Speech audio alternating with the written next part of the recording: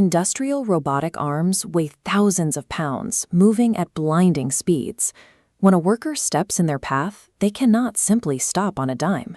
To prevent catastrophic injuries, factories rely on safety light curtains, invisible walls of infrared beams that sit between the operator and the moving hazard. The barrier relies on a highly sensitive, fragile array of synchronized transmitters and receivers. Because these sensors rely entirely on light, they are easily disrupted. A slight miscalculation in distance, a change in air quality, or a fraction of a degree will cause the shield to fail. To make that invisible wall bulletproof, operators have to actively engineer the chaos out of the factory floor. Preventing a tragedy requires doing the math, controlling the physics, and mastering the physical environment around the sensor. The first physical problem to solve is momentum. If a worker breaches the perimeter, the machine's sheer mass ensures it will continue moving forward before it completely freezes.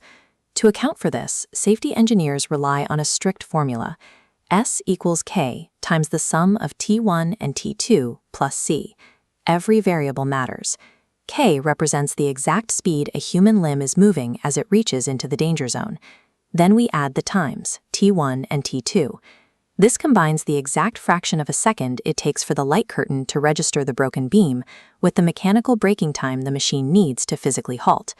Running these precise numbers gives us S, the absolute minimum safe distance the light curtain can be placed away from the hazard.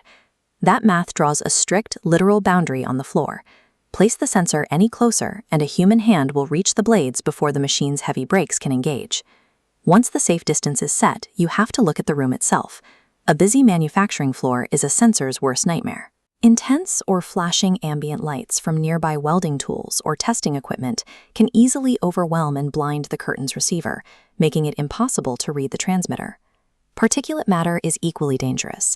If a machine generates thick smoke, chemical mist, or heavy dust, those particles scatter the infrared beams and severely degrade its operating range.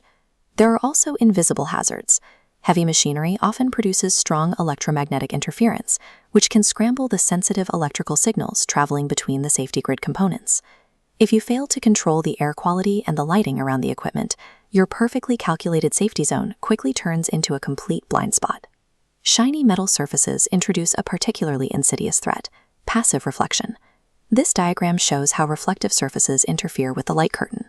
An infrared beam from the transmitter can completely bypass a worker's arm, bounce off a nearby metal table, and still strike the receiver on the other side. Because the receiver catches that deflected light, the system receives a false clear signal, keeping the heavy machinery running, even though a human is standing right in the middle of the danger zone. To prevent this optical illusion, engineers calculate a specific minimum distance from any reflective surface, scaling that gap based on the opening angle of the emitted light beams. If you ignore the geometry of the surrounding tables and structural supports, the most advanced sensor money can buy becomes completely useless. With the math calculated and the environment locked down, the final step is physically deploying and aligning the hardware.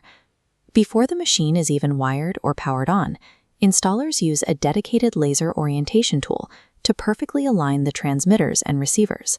Looking at this hardware diagram, you can see the device must be manually adjusted across 3 distinct planes, sliding it vertically, shifting it horizontally, and rotating it on its axis until the beams strike dead center.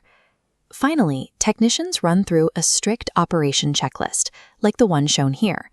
They verify no transparent materials, like glass panels, block the beams, and confirm the lowest beam is close enough to the floor so a person cannot physically crawl underneath it.